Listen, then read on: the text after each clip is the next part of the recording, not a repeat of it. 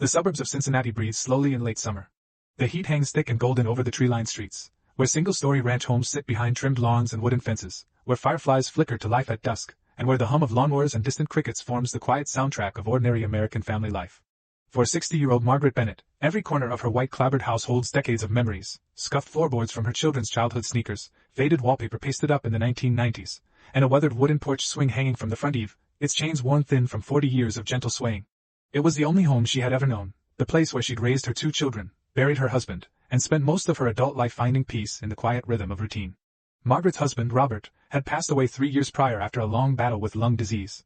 For 40 years, he'd been the steady center of their family, a high school math teacher, a quiet handyman, a man who fixed leaky faucets, mowed the lawn every Saturday morning, and sat beside her on the porch swing each night after dinner to talk about the day's small, unremarkable moments.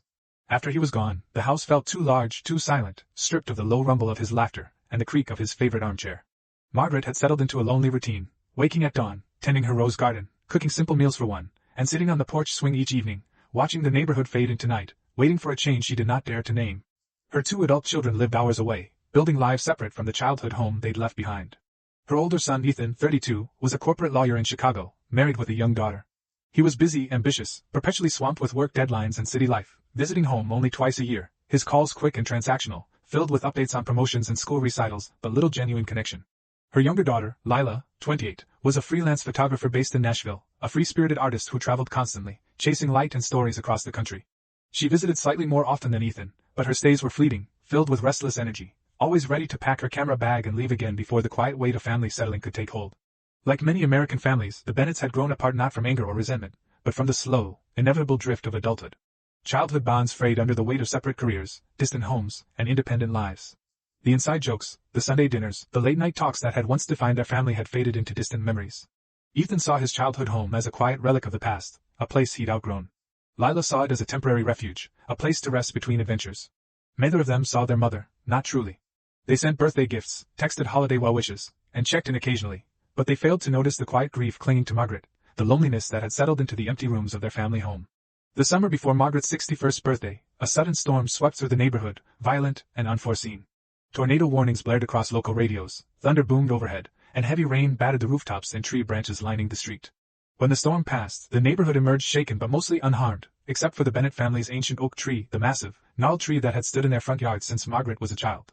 A large, rotted branch had split off in the wind, crashing directly onto the front porch, splintering the wooden railing, crushing a section of the roof, and snapping the chains of the beloved porch swing that had been the heart of their family evenings for 40 years.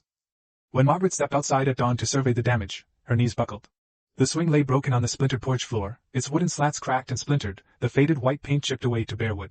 For decades, that swing had held every major family moment, Robert proposing to her on a warm summer night, Ethan and Lila bouncing on its edges as screaming toddlers, the whole family sitting together on Christmas Eve to watch snow fall, Margaret and Robert sharing quiet conversations after the kids had gone to bed.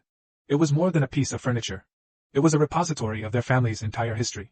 Standing in the wreckage, surrounded by broken wood and fallen leaves, Margaret cried for the first time in months, not just for the swing, but for the quiet, uncelebrated life she'd built, for the family that had slowly slipped away from her empty porch. She called her children that morning, her voice shaky and unsteady, telling them about the storm damage and the broken swing. She expected quick, distant replies, Ethan offering to hire a contractor remotely, Lila sending a sympathetic text before heading out on a photo shoot. Instead, both of her children paused their busy lives and promised to come home. Ethan arrived first, driving 3 hours from Chicago with his wife and 4-year-old daughter, Mia, in tow. He showed up with work gloves and a toolbox, his corporate suit swapped for casual jeans and a t-shirt, his perpetually busy schedule set aside for the first time in years. Lila arrived the next day, flying in from Tennessee with her camera slung over her shoulder, her travel plans canceled without hesitation. For the first time in nearly 5 years, the entire Bennett family was home together, under the same roof, with no deadlines, no travel plans, no excuses to rush away. At first, the air felt awkward and stiff. Ethan was used to structured schedules and productive days, and used to the slow, unhurried pace of small-town family life. He fidgeted constantly, checking his work email in secret, and used to quiet stillness. Lila wandered the house restlessly, flipping through old photo albums, snapping pictures of sunbeams through the kitchen windows, hesitant to settle into the stillness that had once felt like home. Both siblings fell into the old, familiar patterns of childhood bickering, light teasing about old mistakes, gentle jabs about their opposite lifestyles, masking the quiet distance that had grown between them over the years. But the broken porch became their common ground, a project that forced them to slow down, to work together, to reconnect. They spent the first day clearing storm debris, hauling broken branches, repairing the splintered porch railing, and sweeping away the wreckage of the old swing.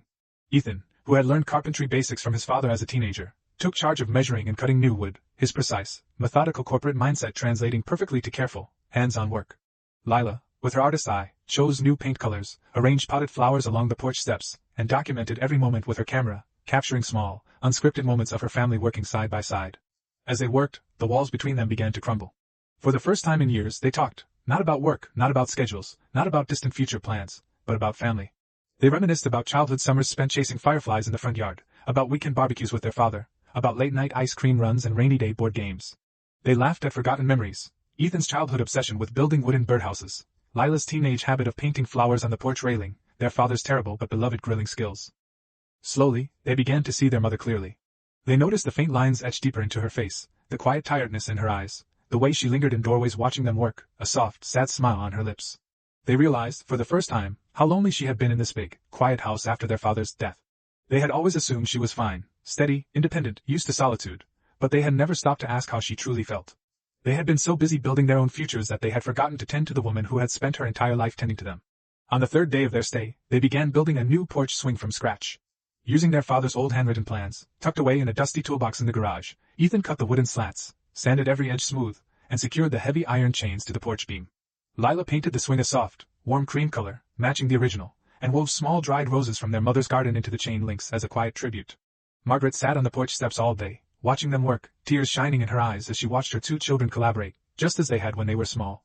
"Your father always said this swing was the heart of the house," Margaret told them as they finished the final touches. "He said homes aren't made of wood and nails.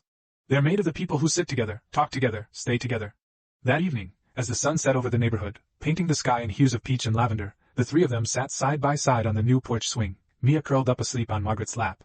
The swing swayed gently in the soft summer breeze, its chains humming the same quiet tune the old one had sung for 40 years. The awkward distance of the first few days was gone, replaced by a warm, familiar closeness that felt like coming home. It was then that Ethan spoke the quiet truth they had all been avoiding. "I'm sorry I haven't been here enough," he said softly, staring out at the front yard. "I got so caught up in my career, in building a life in the city, that I forgot the life that built me. I thought success was moving forward, moving away. I didn't realize I was leaving the best part of my life behind." Lila nodded, her voice thick with emotion. "I always thought home was something to run from," she admitted. "I chased every new adventure, every new place, because I thought stillness meant stagnation. But this house isn't stagnant. It's rooted. It's where we belong." Margaret squeezed both their hands, her heart full. She had never blamed them for growing up, for moving away, for chasing their own dreams. That was the gift of raising children, preparing them to live full, independent lives. But she had grieved the loss of their daily presence, the quiet family unity that had once defined every day. Now, she understood that family was not about constant proximity. It was about showing up, even when life was busy, even when distance stretched between homes. In the days that followed, the family fell into a gentle, perfect rhythm. They cooked Sunday dinners together in the old kitchen, using their father's favorite recipes. They walked through the neighborhood at dusk, chasing fireflies with Mia, recreating the childhood moments Ethan and Lila had forgotten. They sorted through old family photos, sharing stories they'd never taken the time to tell. They sat on the new porch swing each night, talking long after dark, no rush, no deadlines, no desire to leave. Ethan adjusted his work schedule to take monthly long weekends home, committing to slowing down his busy city life to prioritize family. Lila rearranged her travel photography schedule to spend every other month in Cincinnati, turning her transient artist's life into one that included rooted, consistent time with her mother. They stopped letting distance and busyness define their relationship, choosing intentionality over convenience, connection over routine. Before they left to return to their respective lives, Lila compiled a small photo album of their week together. Pictures of Ethan sanding the swing, of Margaret tending her roses, of Mia laughing on the porch steps, of the three of them sitting side by side at sunset. She placed it on the living room mantel, beside old photos of their father and their childhood family portraits. "The storm broke the swing," Lila said, "but it fixed us." Margaret sat alone on the porch swing after they drove away, swaying gently in the summer breeze.